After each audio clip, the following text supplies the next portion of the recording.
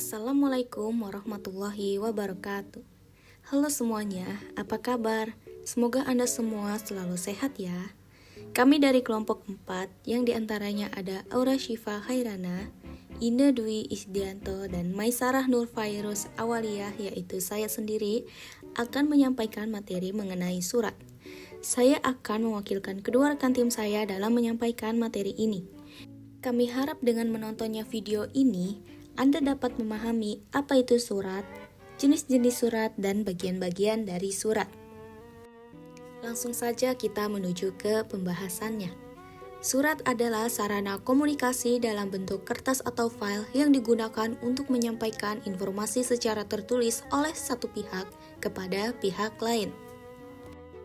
Diawali pada masa kerajaan Kutai, Tarumanegara, Majapahit, Pajajaran, Sriwijaya, dan Mataram lewat pesuruh dengan cara dituliskan di kepala manusia.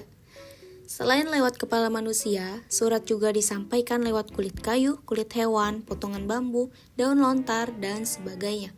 Kemudian pada abad ke-17 hingga ke-18.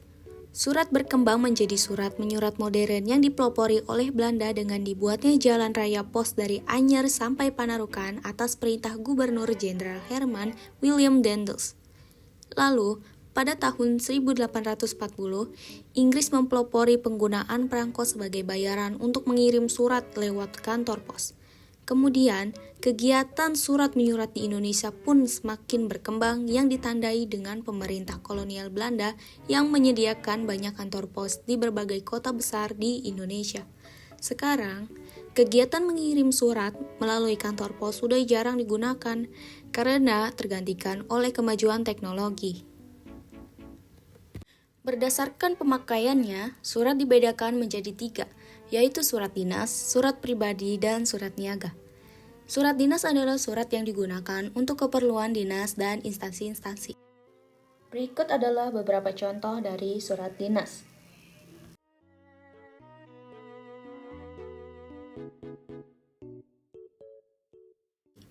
Surat pribadi adalah surat yang digunakan untuk kepentingan pribadi yang ditujukan kepada orang lain atau organisasi.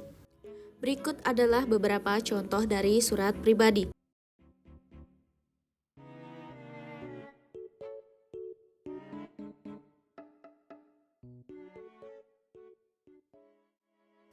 Surat niaga adalah surat yang digunakan dalam kegiatan usaha atau bisnis. Berikut adalah beberapa contoh dari surat niaga.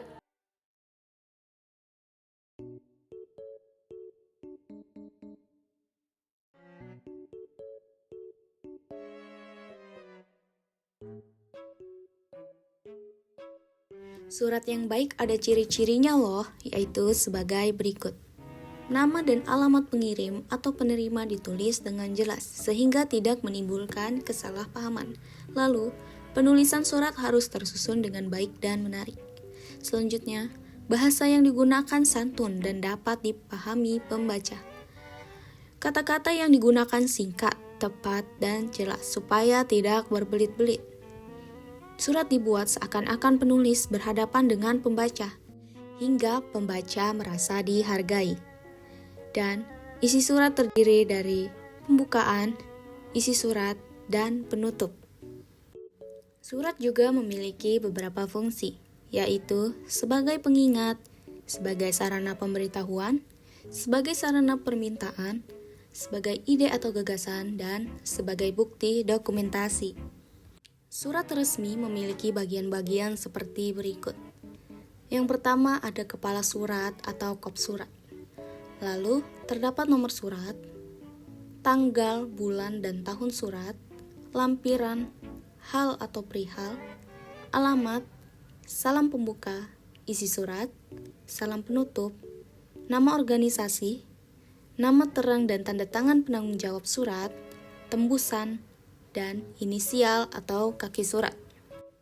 Sekarang kita akan membahas secara detail tentang bagian-bagian surat resmi. Perhatikan baik-baik ya. Yang pertama terdapat kepala surat atau kop surat. Kop surat berfungsi untuk memberikan informasi kepada pembaca mengenai nama, alamat, nomor telepon, atau hal lainnya yang berkaitan dengan instansi si pengirim surat. Hal-hal yang harus ada di kepala surat diantaranya adalah nama instansi atau badan usaha. Nama instansi atau badan usaha biasanya ditulis dengan bercetak tebal dan menggunakan huruf kapital. Yang berikutnya terdapat alamat lengkap. Biasanya alamat lengkap tercantum nama jalan, nomor bangunan, dan kota beserta kode pos. Nomor telepon atau faksimal juga harus dicantumkan pada bagian kop surat. Nomor kode pos, seperti yang sudah saya sebutkan tadi, biasanya kode pos terdapat setelah nama kota dan lambang atau logo instansi. Apabila bergerak di bidang bisnis, jenis usaha, alamat kantor cabang, dan nama bank juga harus dicantumkan pada bagian kop surat. Bagian surat selanjutnya adalah terdapat nomor surat yang berfungsi untuk mengetahui jumlah surat yang dikeluarkan pada suatu periode tertentu, menunjukkan instansi asal surat, dan petunjuk bagi petugas arsip. Bagian selanjutnya yaitu terdapat lampiran yang berfungsi untuk memberitahukan kepada pembaca tentang sesuatu yang dilampirkan. Contoh penulisan lampiran yang benar yaitu lampiran titik 2 dan jumlah lampirannya. Atau bisa disingkat dengan menulis lam titik lalu titik 2. Jumlah lampiran bisa berupa 2 lembar, 1 berkas, 30 eksemplar, dan 5 helai. Namun, apabila tidak ada lampiran maka tidak perlu ditulis ya. Bagian selanjutnya adalah terdapat hal atau perihal. Ini berfungsi untuk memberitahukan tentang permasalahan atau inti utama dari informasi yang akan disampaikan. Contoh, penggunaan hal atau perihal yang benar. Hal titik 2 pengiriman barang atau hal titik 2 rapat wali murid. Bagian surat selanjutnya adalah tanggal, bulan, dan tahun. Surat berfungsi untuk memberikan informasi kepada pembaca tentang waktu penulisan surat yang ia baca. Contoh penulisan tanggal, bulan, dan tahun yang benar adalah dengan menulis kota, koma tanggal, bulan, dan tahun. Penulis juga dapat menggunakan tanggal, bulan, dan waktu tanpa mencantumkan nama kotanya. Dan tidak lupa bahwa penulisan nama kota dan bulan harus diawali dengan huruf kapital. Bagian selanjutnya adalah terdapat alamat yang berfungsi untuk menunjukkan tentang pihak yang harus menerima surat. Misalnya, yang terhormat dapat disingkat dengan YTH dengan Y huruf kapital, titik, lalu diikuti dengan nama si penerima dan alamatnya. Bagian dari surat selanjutnya adalah isi surat.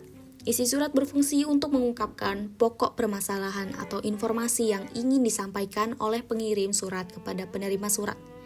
Isi surat terdapat paragraf pembuka, inti permasalahan atau informasi, dan paragraf penutup. Berikut adalah prosedur dari pencantuman tanda tangan, nama, dan stempel. Nama jelas orang yang berkepentingan, NIP atau nama jabatan di bawah nama, cap stempel sebelum tanda tangan, dan tanda tangan di atas cap stempel. Tembusan surat atau tindisan dikirimkan ke instansi lain yang ada kaitannya dengan surat yang bersangkutan. Tembusan biasanya diletakkan di sudut kiri bawah dengan menuliskan tembusan atau tindasan atau distribusi. Nah, setelah Anda semua menyimak video ini, kira-kira sudah paham belum nih mengenai surat? Kalau belum, coba disimak ulang videonya ya. Semoga video pembelajaran ini dapat menambah wawasan Anda, dan apabila bermanfaat, jangan lupa share video ini ke sosial media yang Anda punya. Kesempurnaan hanya milik Tuhan dan manusia adalah tempatnya salah. Oleh karena itu, kami senantiasa menerima saran dan kritik dari Anda. Terima kasih. Wassalamualaikum warahmatullahi wabarakatuh.